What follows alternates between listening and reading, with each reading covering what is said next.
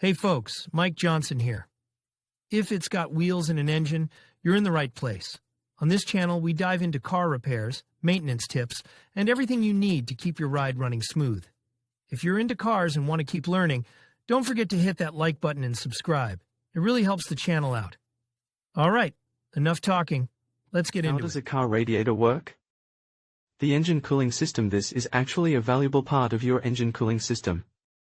Of course, your engine burns all the fuel and creates friction to give your car the juice it needs, and this results in a lot of heat buildup. This heat has to be diverted away from the engine, otherwise it could cause enormous damage. The pistons in the engine will seize up and snap in two, and the engine would be completely decomposed. This is why engines have integrated, multi-part cooling systems. This includes an exhaust system, through which heat can escape. It also includes oil, which lubricates engine parts and reduces friction. Despite this, engines can get very hot, and once they reach a certain temperature, the rest of the cooling system kicks in. When the radiator goes into, here's what happens: a thermostat at the front of the engine senses when the engine reaches an unacceptable temperature. This triggers the release of water and coolant, both of which are held in the radiator. This liquid combination picks up the heat generated by engine friction and burnt fuel. It is then returned to the radiator itself. The surface area is sufficient to let the coolant cool. In addition, a fan positioned near it helps cool the coolant even further. Air from outside the car is fed through the vents, providing additional cooling power.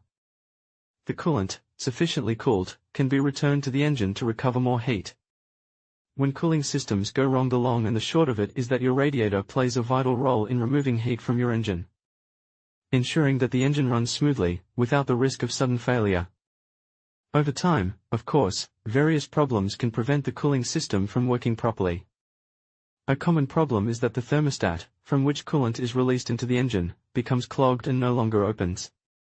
This is a major problem. It means the engine can overheat and eventually break down, if the problem isn't corrected right away.